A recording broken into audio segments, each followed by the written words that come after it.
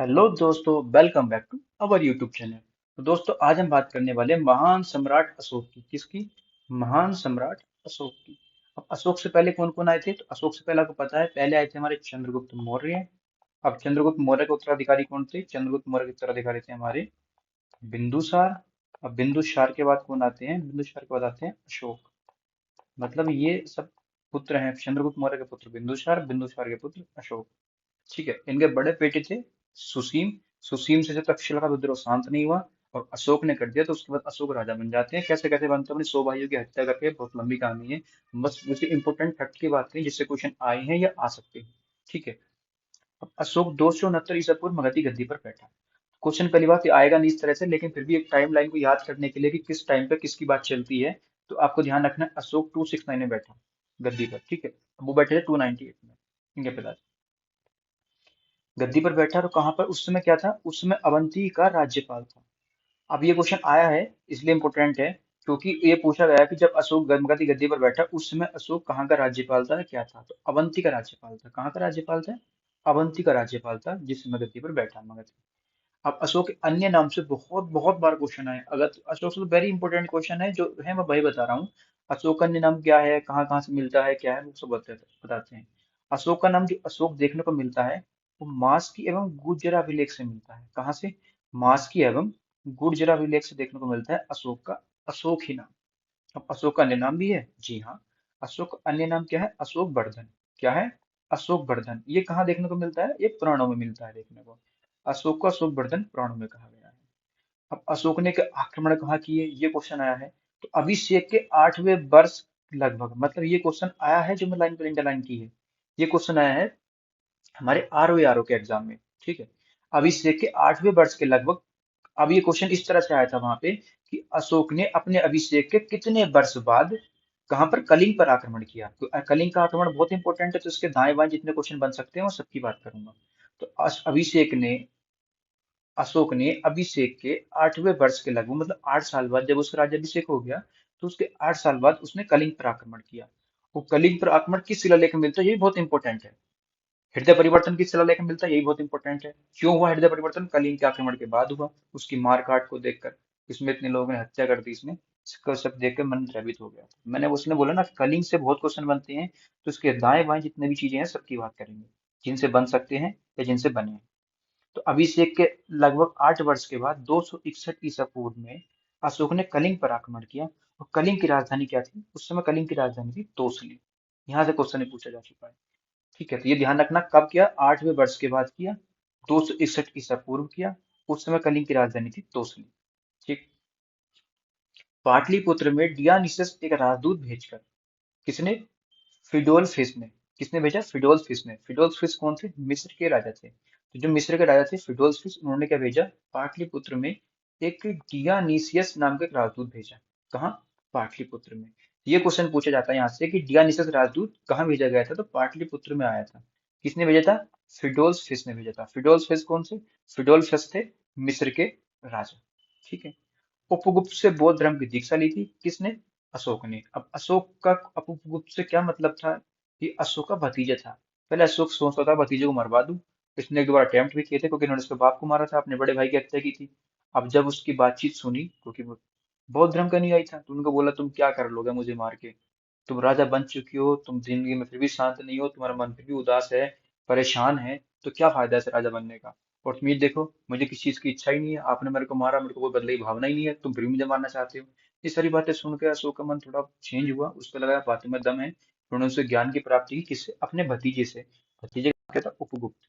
ठीक है। तो ये क्वेश्चन पूछा जाता है, बौद्ध धर्म की दीक्षा अशोक ने किससे ली? बोली उपगुप्त से। किससे ली? उपगुप्त से। उपगुप्त कौन था? अशोक का भतीजा। ये मैंने आपको इंटरनल जानकारी बताई है। बराबर की पहाड़ियां, इनको बहुत जिक्र सुनने को मिलता है अशोक के साथ। बराबर की पहाड़ियां, बराबर की पहाड़ियां। इसमें क्या है मैं बताता हूँ। बराबर की पहाड़ी में अशोक ने 4 गुफाओं का निर्माण कराया। कितने गुफाओं का? 4 गुफाओं का। किसके लिए? आजीविकों को रहने के लिए। तो क्वेश्चन ये बनता है कि आजीविकों को रहने के लिए गुफाओं का निर्माण किसने कराया? अशोक ने कराया। कहाँ कराया? बराबर की पहाड़ी में कराया। बराबर की मतलब बोला सबको आजीवक जीवन सबका है, सबको बराबर बराबर हिस्सा मिलेगा रहने के लिए। क्या क्या है? CHKBC या S, इसका होगा CHKBS। क्या है एक शॉर्ट फॉर्म मैंने याद किया अगर आई है CHKBS। कौन बनेगा KBS? CHKBS। CHKBS सबको चाहिए KBS। तो CH से हो गया चौपार, K से हो गया कर्ज, B से हो गया विश्व झोपड़ी, और C या S आपको C से सुदामा कर लो या S सुदामा कर लो, आपकी मर्जी है सुदामा। तो पहला क्या है चौपार, दूसरा क्या है कर्ज, तीसरा है विश्व झोपड़ी, चौथा है सुदामा। ये क्या है चार गुफाओं का निर्माण है, वो मैंने उनका नाम बताया कि क्या क्या नाम है, चौपार है, कर्ज है, विश्व झोपड़ी है और सुदामा। ये चार गुफा बनवाई थी आजीविकों के लिए, किसने? अशोक ने। कहाँ? बराबर की पहाड़ियों में। अशोक के पौत्र दशरथ ने, अब अशोक के पोते कौन थे? दशरथ ने। आजीविकों को नागार्जुन गुफा थी। अब ये नागार्जुन जो वर्ड है ना, आगे चल के बहुत बार यूज होगा, क्योंकि एक राजा होंगे नागार्जुन नाम के जिससे बहुत क्वेश्चन बनते हैं। तो ये नागार्जुन गुफा भी इसलिए इंपॉर्टेंट हो जाती है कि नागार्जुन जो चीज है बहुत मेन है, ध्यान रखना। जहाँ भी नागार्जुन का नाम आएगा तो समझ लेना दाएं बाएं की चीजें भी मोस्ट हो जाती है। तो अशोक के पोते दशरथ ने आजीविकों के लिए, देखो दादा ने क्या बनवाया था? आजीविकों के लिए बराबर की पहाड़ियों में चार गुफा। पोते ने क्या बनवाया? पोते का नाम दशरथ था। आजीविकों के लिए नागार्जुन गुफा। क्या बनवाया? नागार्जुन गुफा। तो क्वेश्चन आता है नागार्जुन गुफा किसने बनवाई थी? दशरथ ने। दशरथ कौन था? अशोक का पोता। ठीक, किसके लिए? आजीविकों के लिए। ठीक है। अशोक की माता का नाम क्या था? शुभद्रांगी। क्या था? शुभद्रांगी। अशोक के पुत्र का नाम क्या था? महेंद्र। और पुत्र का नाम था संघमित्रा। ये इसलिए है क्योंकि बार बार पूछता है महेंद्र और संघमित्रा को कहाँ भेजा था, किसने भेजा था? अशोक ने। महेंद्र कौन था? पुत्र। संघमित्रा कौन थी? उसकी पुत्री। किसकी? अशोक की। कहाँ भेजा था? श्रीलंका भेजा था। क्यों भेजा था? बौद्ध धर्म के प्रचार के लिए। तो अशोक ने श्रीलंका अपने बौद्ध धर्म के प्रचार के लिए किसको भेजा? अपने पुत्र और पुत्री को, जिनका नाम महेंद्र और संघमित्रा था। ठीक है, इतनी बात समझ में आ गई होगी। अब अशोक के शिलालेख से बहुत क्वेश्चन बनते हैं, उसकी बात करते हैं। अशोक ने शिलालेख का प्रचलन किया। किसका? शिलालेख का प्रचलन किया। तो शिलालेख का प्रचलन किसने किया? पहला क्वेश्चन नहीं बन जाता है, अशोक ने। ठीक है। अब इसकी खोज कब की गई थी? 1750 में। ये खोज कब की थी? किसने पढ़ा था? पढ़ने वाले आदमी का नाम, सब चीज इंपोर्टेंट है भाई। अशोक से बहुत क्वेश्चन बनता है, वो पता भी है। जो बनेंगे यहीं से बनेंगे, इसके अलावा कहीं से नहीं बनेंगे, मैं पक्का बता रहा हूँ आपको, तो ध्यान से सुन लीजिए। अशोक ने शिलालेख का प्रचलन किया। खोज कब हुई? 1750 में। किसने की थी? पादरेटी फेंथलर ने। किसने की थी? पादरेटी फेंथलर ने। और कितने खोज पाया था? ये 14 खोज पाया था। कितने? 14। किस लिपि का यूज किया गया इसके शिलालेख में? तो ब्राह्मी, खरोष्टी, ग्रीक व अरमाइक, ये सारी लिपि का यूज किया गया। अब ये पूछ लेता है, चार चीजें हैं, चार लिपि आ गई, ब्राह्मी, खरोष्टी, ग्रीक और अरमाइक। इनमें से तीन दे देगा, एक नहीं देगा। पूछ लेगा कौन सी लिपि का यूज नहीं किया गया या किस लिपि का यूज किया गया। तो आपको ध्यान रखना है ब्राह्मी, खरोष्टी, ग्रीक या अरमाइक। ठीक है ना? ब्राह्मी, फिर ब्राह्मी, खरोष्टी, ग्रीक या अरमाइक। ठीक है। ब्राह्मी लिपि कहाँ मिलती है? भारत में देखने को मिलती है। खरोष्टी लिपि कहाँ मिलती है? ये मिलती है हमारी, अब ये नया पाकिस्तान है, उसमें मिल देखने को मिलती है। ठीक है। तो ये ग्रीक और अरमाइक कहाँ मिलती है? अफगानिस्तान। पता है पर नया पाकिस्तान क्यों बोल रहा हूँ? क्योंकि पहले पाकिस्तान भी अपना हिस्सा था, लेकिन कुछ चीजें अलग हो गई, फिर पाकिस्तान बाद में बना है। उस समय एक ही था।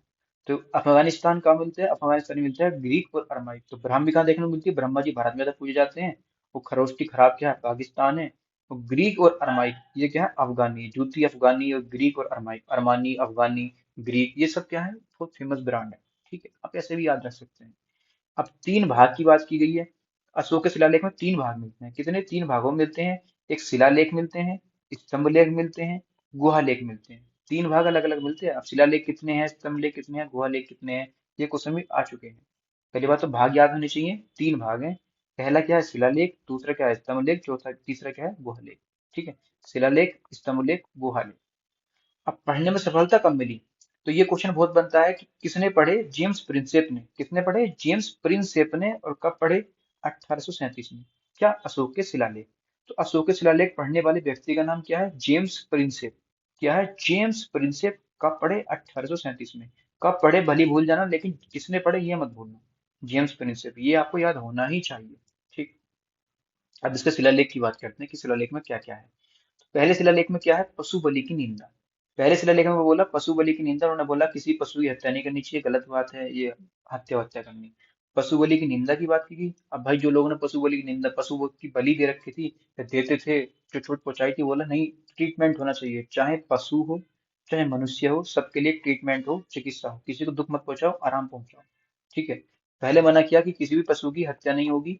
फिर बोला हर किसी पशु हो या इंसान हो, इंसानों ने जानवर हो, सबका इलाज होगा, तुम दुख नहीं पहुंचाओगे, तुम उसको सुविधा दोगे, उसको उपचार दोगे। तीसरे में बात की गई राज्य के अधिकारियों को आदेश दिया कि हर 5वें वर्ष दौरा करें। कौन से शिलालेख में? तीसरे में दिया कि हर 5वें वर्ष में दौरा करें। और धार्मिक नियमों का उल्लेख किया गया। किसका? धार्मिक नियमों का उल्लेख किया गया। तीसरे शिलालेख में क्या है? राज्य के अधिकारियों को आदेश दिया हर 5वें वर्ष में दौरा करें, हर 5वें वर्ष में दौरा करें। और दूसरी बात क्या की गई? धार्मिक नियमों का उल्लेख किया गया। ठीक है, ये तीसरे में। तो पहले में क्या था? पशु बलि की निंदा की गई। दूसरे में चिकित्सा की गई, इंसान हो या जानवर। तीसरे में धर्म की बात की गई, बार बार जाओ चेक करके आओ कि धर्म की बात चली नहीं चली। जो लोग फिर से जो सो गए हैं उनको बताना पशु बलि गलत है, चिकित्सा जरूरी है, ये धर्म के उपदेश। तो ठीक है, तीसरे में यह हो गया। चौथे में क्या हुआ? भेरी घोष और धम्म घोष। भेरी घोष को धम्म घोष कहा। चौथे में क्या कहा? भेरी घोष को धम्म घोष कहा। ठीक है, ये ध्यान रखना है। चौथे, इसलिए मैंने इसको इंपोर्टेंट अलग ही लाइन से लिख दिया है, अलग पेन से लिख दिया है। भेरी घोष को धम्म घोष कहा। इसका जिक्र आगे ही मिलेगा आपको देखने के लिए। पांचवें में धर्म महामात्रों की नियुक्ति की। पांच, पूरे पांच के पांच, पांच उंगली होती है ना अपनी, तो धर्म महामात्रों की नियुक्ति की ऐसे करके, धर्म महामात्रों की नियुक्ति की। ये तो कुछ गलत बोलेंगे भाई। धर्म महामात्रों की नियुक्ति की। छठे में क्या बन गया? आत्मनियंत्रण की शिक्षा दी। क्या दी? आत्मनियंत्रण की। अपने आप में कॉन्स्टिट्यूशन होना चाहिए हर आदमी पे, अपने आप पे आत्मनियंत्रण होना चाहिए। क्या होना चाहिए? आत्मनियंत्रण होना चाहिए हर आदमी को खुद पे। साथ में क्या किया? अशोक ने तीर्थांक यात्राओं का उल्लेख किया। 7 और 8 में क्या किया? तीर्थ यात्राओं का उल्लेख किया। हम तुम्हारे साथ हैं, 8 के 8 धाम घूम के आओ। कितने? 8 के 8 धाम घूम के आओ, हम तुम्हारे साथ हैं। तो 7 और 8 में तीर्थ यात्रा। 90 में क्या हुआ? सच्ची शिष्टाचार। भाई नहीं, कोई भी नहीं मिला जो सच्ची शिष्टाचार से भेंट कर सके, सच्ची भेंट मिले, शिष्टाचार वाली भेंट मिले, नहीं मिला, कोई भी नहीं मिला। मैं साथ में तुम्हारे साथ था, 8 के 8 धाम घूम के आया, लेकिन मुझे सच्ची भेंट किसी से नहीं हुई जो शिष्टाचार वाली बात करे। ठीक है, तो इसमें क्या है? पिज्जा का हित। 10 बस बहुत हुआ, अब पिज्जा के हित की बात करनी है बस। 10 मीन्स बस, बस बहुत हुआ, अब पिज्जा के हित की बात करनी है और कुछ नहीं। एक एक मतलब 11, एक एक धम, एक एक धम, एक एक धम, एक एक धम, धम की व्याख्या की गई। तो एक एक क्या? धम, धम धम धम धम धम धम धम धम, एक एक। ठीक है, 12 में क्या हुआ? इसमें स्त्री महामात्रों की नियुक्ति की गई। अब 12 में क्या है? 12 स्त्री महामात्रों की नियुक्ति। बार बार बोल रहा हूँ कि स्त्री पर ध्यान दो, स्त्री की इज्जत करो, उसकी रेस्पेक्ट करो। बार बार बोल रहा हूँ, स्त्री महामात्रों की नियुक्ति की गई। सभी प्रकार के विचारों का सम्मान किया गया। बार बार बोल रहा हूँ कि स्त्री के विचारों का सम्मान करो, स्त्री का सम्मान करो, उसको मेहमान की तरह रखो। बार बार बोल रहा हूँ, तो मेहमान की तरह रखो स्त्री को, तो महामात्रों विचारों का सम्मान करो। 12। ठीक। 13 में क्या हुआ? 13 3 13, 3 13 मतलब काम बिगड़ गया। 13 में क्या हुआ? 13 13 काम बिगड़ गया मतलब कलिंग युद्ध हो गया, सब कुछ काम खत्म हो गया। और जितना वो क्रूर था उससे भी उतना ही अच्छा हो गया, हृदय परिवर्तन हो गया। 13 में क्या है? कलिंग युद्ध। मैंने बताया था ना, कलिंग युद्ध किस शिलालेख में सबसे ज्यादा क्वेश्चन पूछा जाता है यहाँ से। कलिंग युद्ध 13 शिलालेख में। और जनता में क्या बोला? अगले बार 14 जनता को धार्मिक जीवन बताने की बात करेगी। कोई 13 में उसका कलिंग युद्ध से हृदय परिवर्तन हो गया, फिर बोला भाई कुछ नहीं है, ये दुनिया भर की बातें अगली बार बोल दिए 14 शिलालेख में कि धर्म के साथ जीवन व्यतीत करो, धार्मिक जीवन बिताओ। बात खत्म। ठीक है, अब बात करते हैं स्तंभ लेख की। तो कितने स्तंभ लेख हैं? अशोक के 7 स्तंभ लेख हैं। कितने हैं? 7 स्तंभ लेख हैं। ये इतना इंपॉर्टेंट जो था मैं बता चुका हूँ। अब जो नॉर्मल चीजें आ सकती हैं, कभी कभी आ जाती हैं यहाँ से, मैं उसकी बात करता हूँ। ब्राह्मी लिपि में लिखे गए हैं। तो 7 के 7 स्तंभ लेख कौन सी लिपि में लिखे गए हैं? ब्राह्मी लिपि में लिखे गए हैं। 6 अलग अलग स्थान से प्राप्त हुए हैं। कौन कौन से हैं बता देता हूँ। एक पहला हुआ है प्रयाग से, उसे बोलते हैं कौशाम्बी से इलाहाबाद। दूसरा दिल्ली टोपरा, टोपरा से दिल्ली। तीसरा दिल्ली मेरठ, मेरठ से दिल्ली। फिर रामपुरवा मतलब चंपारण बिहार से खोज हुई है इसकी।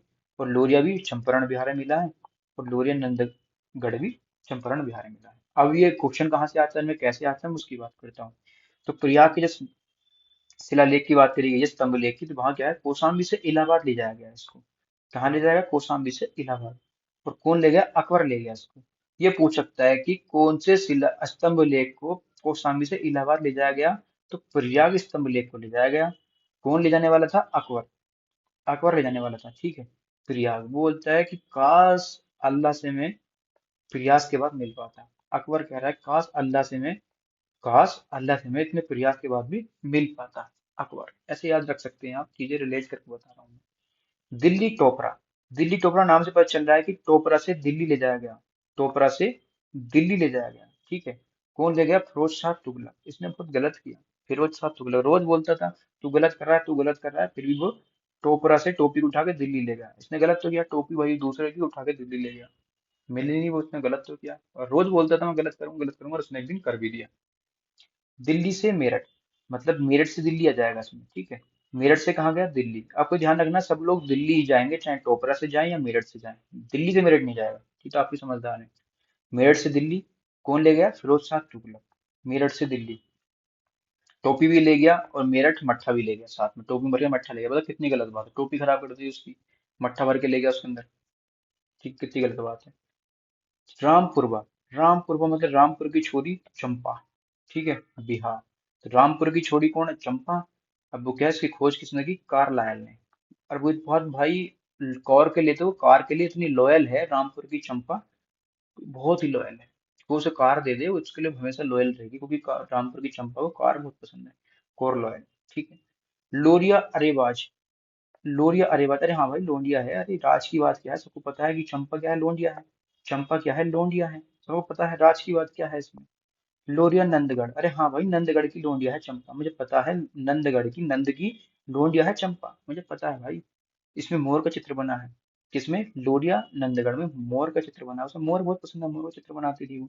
ऐसे ही पता लगा कि नंद के घर भी न मोर के चित्र मिलते थे और चंपा के पास भी मोर के चित्र मिलते थे, तो हमने इसे क्या सेंस लगाया कि नंद की लोंडिया है चंपा, ठीक है। अशोक का सबसे छोटा शिलालेख कौन सा है, ये क्वेश्चन बहुत बार आ चुका है, सबसे छोटा शिलालेख कौन सा है, रूमी देई, रूमी देई। अब तुम भाई रूमी देई मतलब रूम में बहुत रोगे दोगे, बहुत रोगे तो बहुत छोटा सिला लेगा तुम्हारा, मतलब छोटी सी बात है, अपने रूम में बढ़कर रो रहे कौन सुन रहा है, बाहर रोगे तो नहीं देखेगी, ठीक है, तो छोटी सिला लेके बात रूम में दे। अब रूम में दही में क्या है, भू राजस्व की दर को घटाने की बात की गई है, किसकी, भू राजस्व की दर को घटाने की बात की गई, रूम में दे, ठीक है, रूम के अंदर बैठ के बात होगी कि भाई भू राजस्व को हम कम कर देंगे, ठीक है। छोटी सी बात थी इसलिए अंदर बैठ के होगी, बड़ी होती तो बाहर पंचायत के साथ होती, मीटिंग लगती, ठीक है, लोग आते। अशोक का सबसे लंबा अभिलेख की बात करें, ये शिलालेख है, भूमिदय ये अभिलेख है। सबसे लंबा अभिलेख कौन सा है, सातवां, किसका, अशोक का। हम तुम्हारे सारे सबसे लंबा अभिलेख है, ठीक है। सभी मनुष्य मेरे बच्चे हैं, ये बात कहाँ मिलती है देखने को, ये प्रथम शिलालेख में मिलती है, कहाँ मिलती है, प्रथम शिलालेख में, ठीक है। सभी मनुष्य मेरे बच्चे हैं, ये क्वेश्चन आए हुए हैं। सार ए कुना कंदहार अभिलेख किस भाषा में मिलता है, तो ग्रीक एवं अरामाइक में मिलता है। सार एक गुना, किसी को शान दिखानी हो पूरे पन्ने में तो अरमानी के चीजें पहनेगा, ट्रिक क्या लगाएगा, अरमानी पहनूं, मेरी शान खुद ही बढ़ जाएगी। सार एक गुना, पूरे पन्ने में अपनी शान बनाने के लिए उसने अरमानी का यूज किया, अरमानी की ट्रिक लगाई, तो ग्रीक ट्रिक, अरमाइक। प्रांतों को चक्र और प्रांतों की संख्या, प्रांतों को चक्र कहा गया और प्रांतों की संख्या कितनी थी, पांच थी, कितनी है, पांच, ठीक है। प्रांत तो क्या बोलेगा, चक्र बोलेगा, इनकी संख्या कितनी है, पांच। और आपको ध्यान कैसे रखना है कि चक्र कहाँ होता है, उनके कृष्ण जी के हाथ में हो तो सुदर्शन चक्र, और हाथ में कितनी उंगली होती है, पांच उंगली होती है, ठीक है, ये ध्यान रखना है आपको। कुमार आर्यपुत्र या राष्ट्रिक प्रांतों के राजा थे, तो प्रांत के राजा क्या कहलाए जाते थे, वो बोलते थे इनको कुमार बोलते थे, या आर्यपुत्र बोलते थे, या राष्ट्रिक बोलते थे। आर्यपुत्र आपने सुना भी होगा, हमारे राम जी के लिए यूज होता था आर्यपुत्र, हे आर्य, ऐसे करके, तो आर्यपुत्र या राष्ट्रिक, पूरे राष्ट्र का पिता, राष्ट्रिक मतलब कि जो उसका राजा, राजा पूरे राष्ट्र का पिता, तो उसको राष्ट्रिक बोल दो। आर्यपुत्र आप राम से याद रख सकते हैं, राम जी कहते राजा, उनको आर्यपुत्र बोलते थे। या कुमार जैसे राजकुमार, राजा का लड़का राजकुमार, राजा बन गया तो कुमार, ठीक है। प्रांत किसको कहते थे, तो प्रांत में होते थे विषय, और विषय का हेड होता था विषयपति, ठीक है। प्रांत के कहते थे विषय को, और विषय का हेड होता था विषयपति। जैसे कि आजकल मंत्री होते हैं, अंग प्रधान होते हैं, तो उस समय चलते थे विषय, विषय का हेड विषयपति। जैसे गांव, गांव का हेड ग्राम प्रधान, गांव का प्रधान ग्राम प्रधान, सिंपल है। प्रशासन की सबसे छोटी इकाई क्या थी, ग्राम, ठीक, जो आदमी होती है ग्राम। गांव के बाद तहसील, तहसील के बाद नगर, नगर के बाद जिला, ऐसे चलता है ना, ठीक है। सीता भूमि, सीता भूमि किसको बोलते थे, सीता भूमि राजकारी भूमि को बोलते थे। अगर पूछे सीता भूमि का बड़ी किसके लिए यूज होता था, तो राजकारी भूमि, मतलब राजकाज की जो भूमि होती थी उसको हम सीता भूमि बोलते थे, ठीक है। ध्यान का रखना, राम जी से हमने बताया आपको आर्यपुत्र, आर्य, ठीक है। और सीता जो राजकाज की भूमि, सीता भूमि, भूमि राजकाज की भूमि, सीता भूमि। प्रवर्तक कौन थे, नंद वंश को समाप्त करने में चंद्रगुप्त मौर्य ने प्रवर्तक मतलब कश्मीर के राजा की हेल्प ली थी। मैंने आपको बताया था कि चंद्रगुप्त मौर्य ने जिसको ग्रहण को हराया था, तो ये नहीं है कि सिर्फ एक आदमी सारा चाणक्य ने हेल्प की थी, लेकिन नंद वंश को समाप्त करने के लिए नंद वंश का संस्थापक घनानंद लास्ट था, नंद वंश का। तो घनानंद का साम्राज्य नंद वंश को लास्ट एंड करके नई स्थापना करनी मौर्य वंश की। तो किसकी हेल्प ली थी? परवर्तक की हेल्प ली थी। तो परवर्तक कौन थे? कश्मीर के राजा। कौन थे परवर्तक? कश्मीर के राजा। आपको चाणक्य के पास आपको पता होगा ग्रहण कराने में चाणक्य की हेल्प ली थी, लेकिन परवर्तक की हेल्प ली थी। परवर्तक कौन थे? कश्मीर के राजा। ये आप बात आपको अशोक के टाइम पे देखने को मिलेगी। ठीक है, वहां सुनने को मिली, ये वहां पता चली। अब मौर्य शासन कब तक चला? 137 वर्ष तक चला। कितने साल चला? 137 साल चला। पहले कौन आया? चंद्रगुप्त मौर्य। उसके बाद कौन आया? बिंदुसार। बिंदुसार के बाद कौन आया? अशोक। ठीक है, और टोटल टाइम कितना हो गया? 137 ईयर। भगवत पुराण में के अनुसार 10 राजा हुए, तो वायु पुराण के हिसाब से 9 राजा हुए। कहाँ? मौर्य साम्राज्य में।